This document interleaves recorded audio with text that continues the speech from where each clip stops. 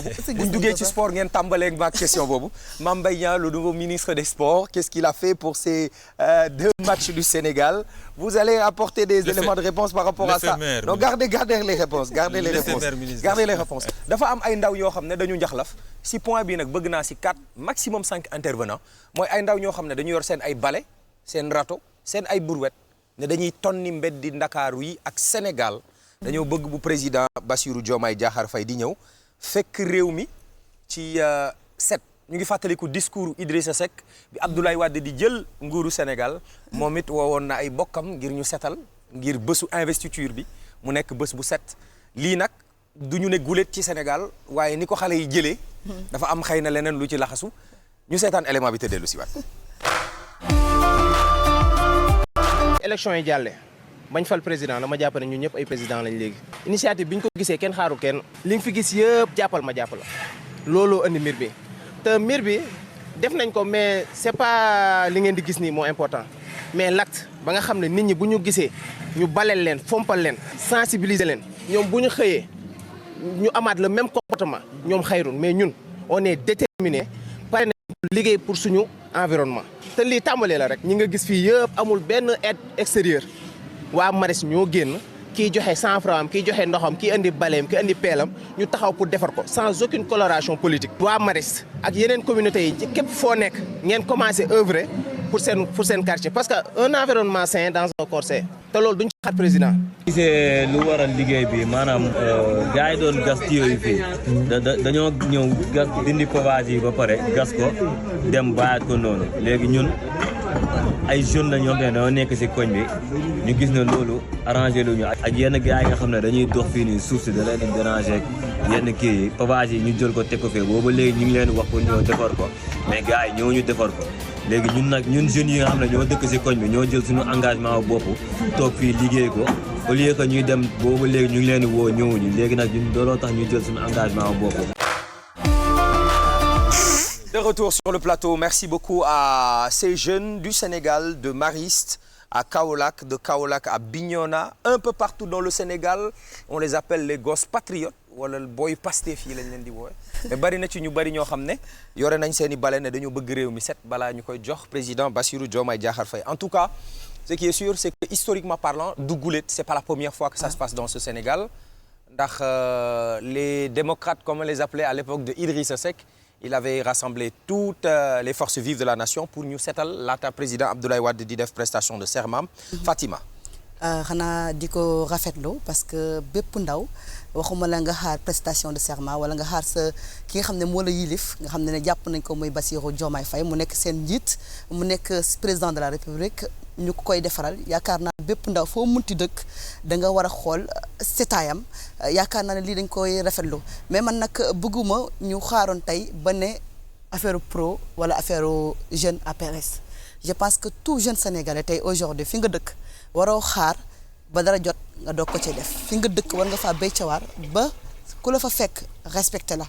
au-delà de ça aussi yaakaar naa war nañ ko mën a pérenniser ñu ngi koy wax léegi nañ ko pérenniser mais je pense que sénégalais jikko yi lañu gën a war a mën a njëkk a defar ba pare parce que daañu tàmbali mais ci mujjantal bi du am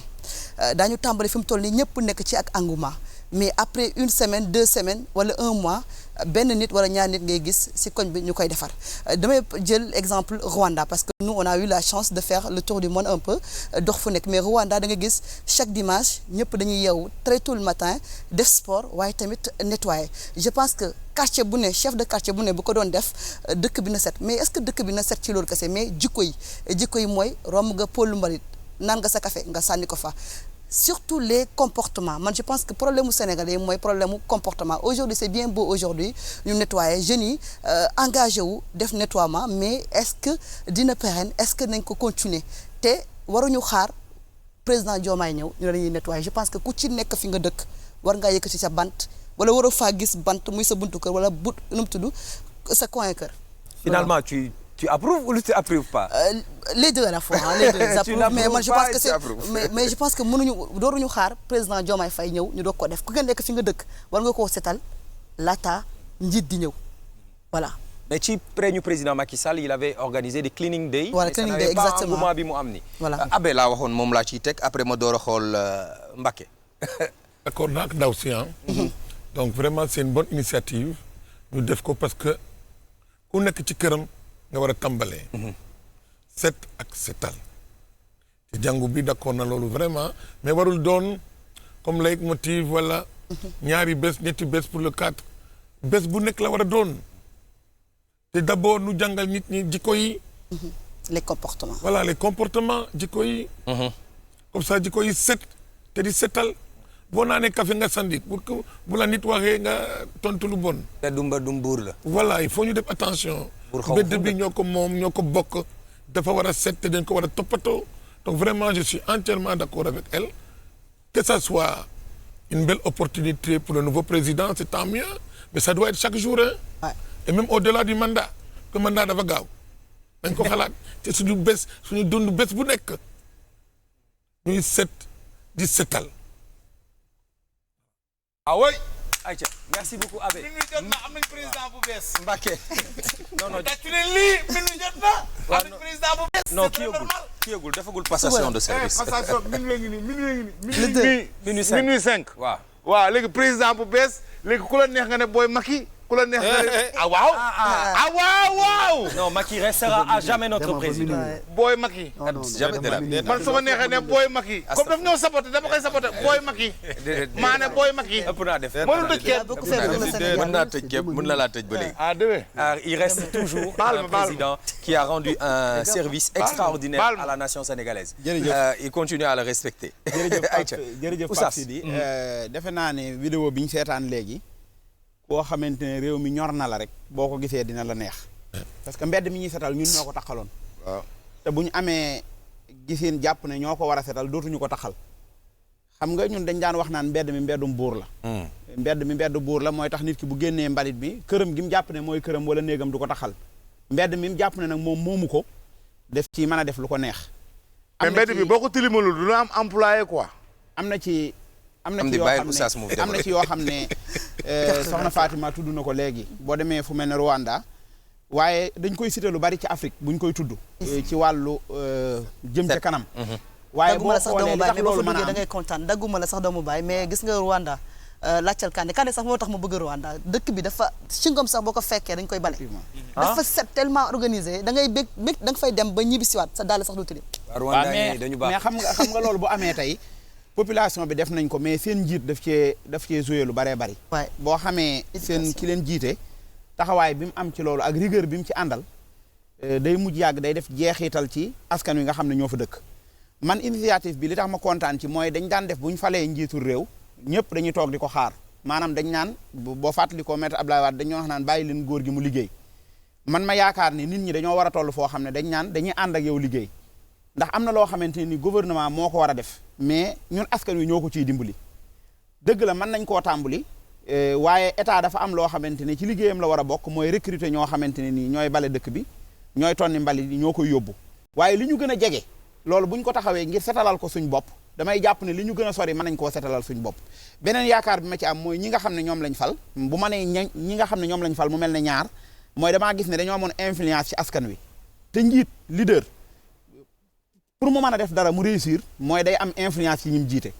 nga xamante ne bu waxee ne nañ dem bayyi ndaw ñi mën a dem sawar ci bayyi parce que kilifa gee ko wax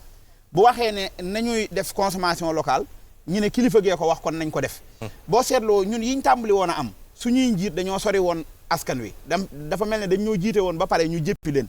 ba nga xam ne ñoom yaa ngi wax léegi initiative bi président Macky Sall jëloon ñu di ko def maa ngi koy nettali am na boo xamante ne fii den rek stade Léopold Sédar Senghor bi mu fi waree ñëw te ne dañuy setal ci lundi boobu biñ tàmbalee jàll mbalit yi ñenn ñi di ko def président egsi bi président demee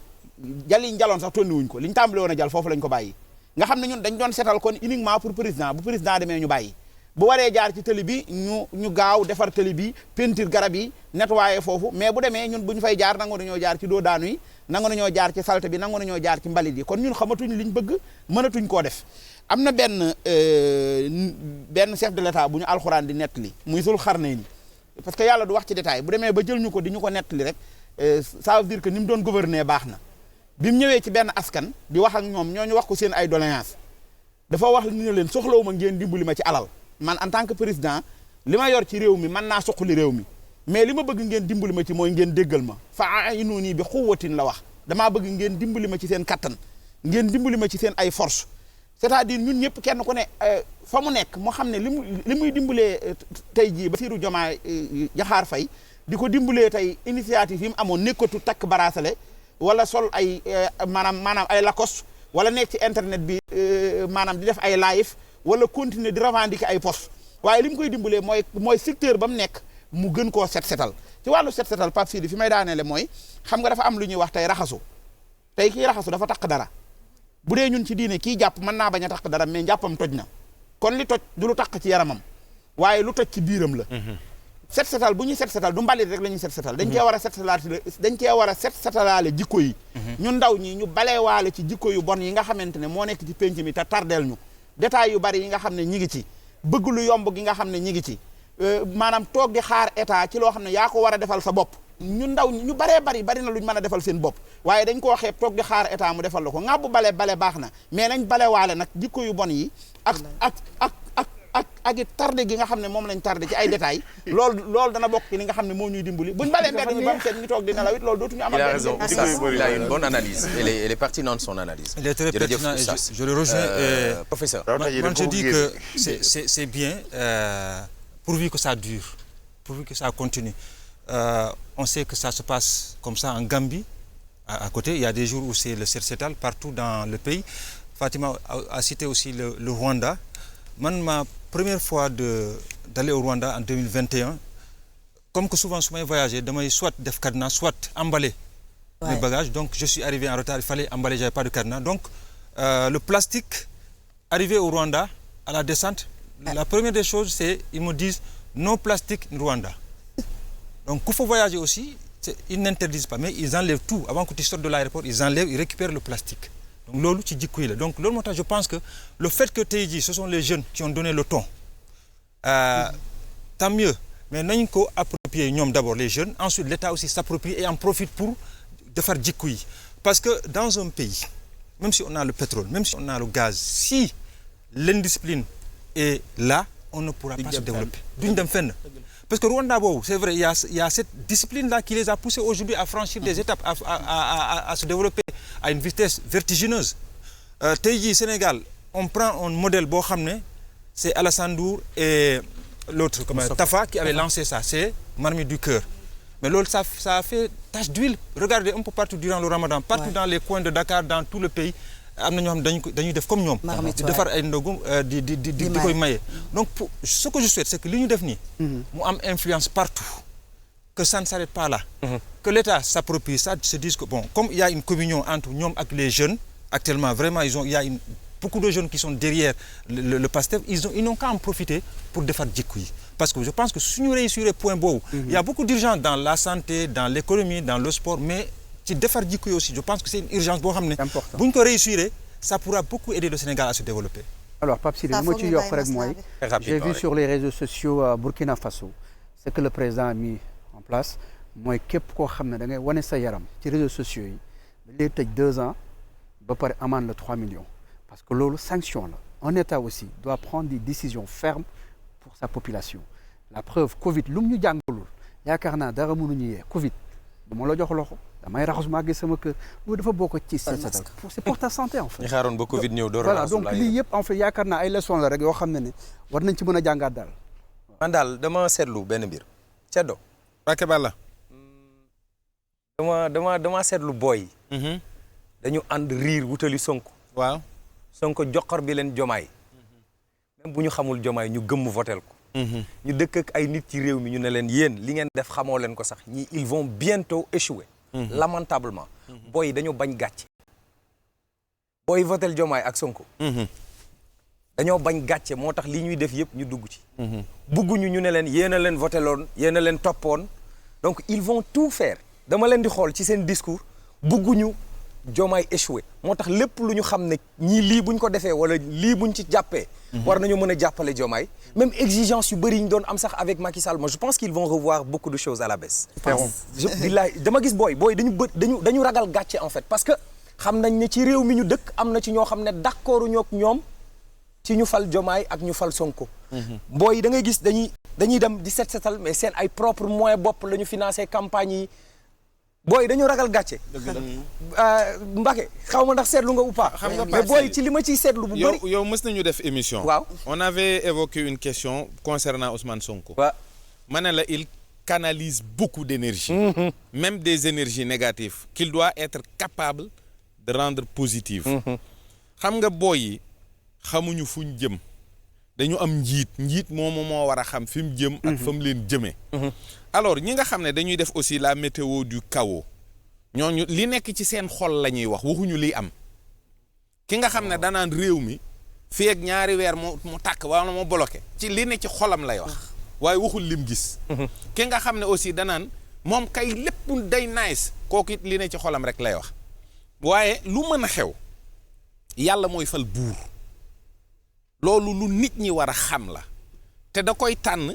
ci critères yoo xam ne nee na man tacha moom na ko neex rek xam nga c'est-à-dire des couronnes comme celle de l'Angleterre ou de la France des gosses de 5 ans ou de 17 ans ont hérité de ces couronnes. loolu mbirum yàlla la donc loolu moo indi sax ay régence. je remercie la réalisation pour cette belle couronne. léegi nag bu fekkente ni lu mel nii am na bu fekkee lu mel nii am na xale yi li ëpp ci ndaw ñi am énergie wu taxaw ne lii dina dox loolu management képp mooy tax nga canaliser seeni énergie teg leen ci yoon c'est-à-dire on doit retourner aux valeurs citoyennes. waxuma sax wàllu diine ndax loolu liggéeyu ñoom Mbàkke la ñoom xam nañ la ñu war a def mais les valeurs citoyennes bu dellusee lu bari dana mën a jag gis nga mbedd mi nga wax mbeddum buur la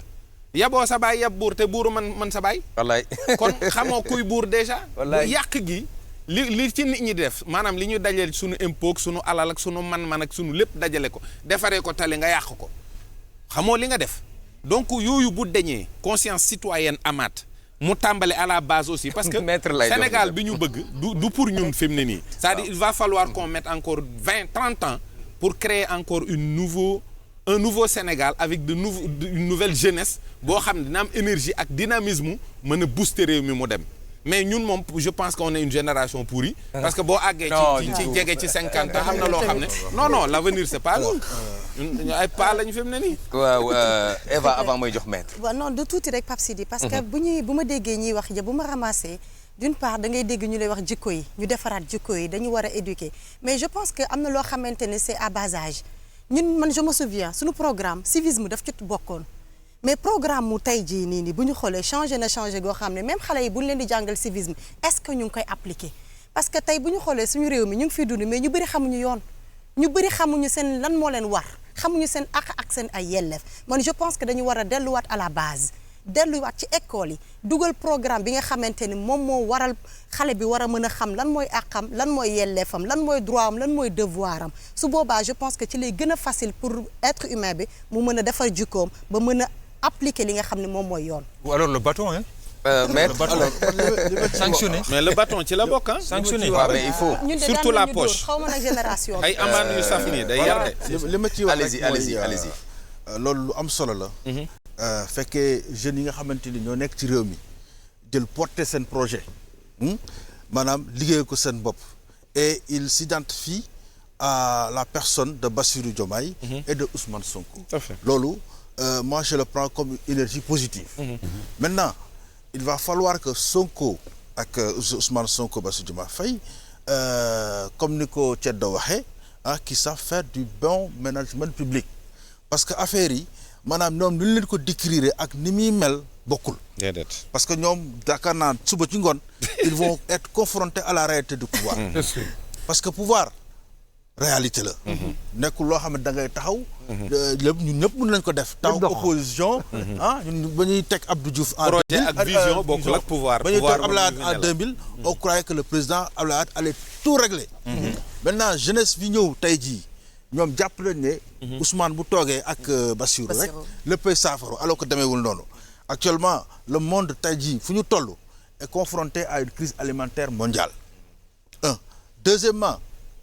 Là, le problème de chômage partout. Réalité en fait. Partout. Donc ñoom bu ñu toogee ils vont être confrontés à des problèmes sérieux. Et pour loolu pour que ñu mun leen ci gunge il faut des hommes expérimentés. parce que nit ñi loo jàngul mënoo ko tari. il faut que gouvernement bii ñëw bu muy teg ak équipe bu muy teg. na nekk gars yu xarañ comme ni mu ko waxee nee na defuñu partage du gâteau on appelle les Sénégalais yi nga xamante ne xaran nañ mën leen liggéey bi ñu def ko donc je salue au passage le magistrat Moustapha Ka qui est un expert international dans le cadre de la criminalité économique internationale am na ci l'expert Thierno Ndaw Gueye Sénégalais yi am nañu am xam-xam donc Ousmane Sonko na jël ñooñu sinon rek dina trahir l'espoir de la jeunesse parce que li mu wax denrées de première nécessité yi ak réduction du chômage loolu mënu ko régler dans l'immédiat yaakaar bi rëy na de yaakaar bi rëy na te denrées nécessité yi bu ko wàccee rek am na feneen fi mu koy compenser fi mu koy compenser mooy la pression fiscale parce que loo wàcce rek am na feneen foo ko mën a jëlee balance la donc c'est des arbitrages yoo xamante ni c'est extrêmement délicat chômage bi des jeunes dañaa ngi jël mbëkk mi problème la alors que ñun suñu géej gi rek man je le dis parce que affaire géej laa jàng comme doctorat économie maritime comprendre nga ñun ba ñu ñëwee colonisateur bi daf ñu ñëw buux ñu nële ñoom ñu jël occupé maanaam la façade maritime te ñun li ñu am 700 kilomètres de côte loolu rek réglé na définitivement le problème du Sénégal parce que damay dem Monaco damay gis les chalutiers là da ngay gis un américain mu ñëw créer benn port Monaco di nga fay chaque année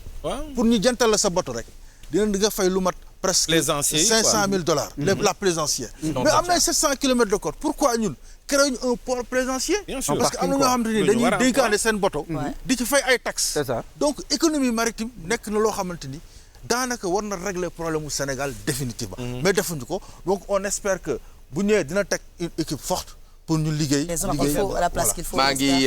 maa ngi leen di tuubal maa ngi leen di jéggalu rek amoon naa benn question pour maître waaw dinañ ci ñëw maître dama bëggoon xam rek maître ndax Ousmane Sonko mooy jël wala Bassirou Diomaye Faye mooy jël waaw léegi dinañ ci ñëw dama gis sax mu ne Sonko mooy jël Sonko rek waaw yaa jiipi la moo tax léegi Sonko di jël qui annonce à peu près une prochaine crise avocat ma ne par rapport ak maître Babou li nga doon wax même JP Morgan ñi ngi annoncé à peu près fan yi une crise il commence à en parler quoi une crise financière waaw non crise financière JP Morgan on va parler de tout ça avec maître sur le plateau on va parler de sport mais avant on va parler de religion Sénégal dëkk la boo xam ne c'est montré du doigt par le reste du monde entier ci ni ñu amee cohabitation bu rafet ci suñu diggante ñun ak jàngu bi ñun quand je parle de ça je parle bien sûr de l'église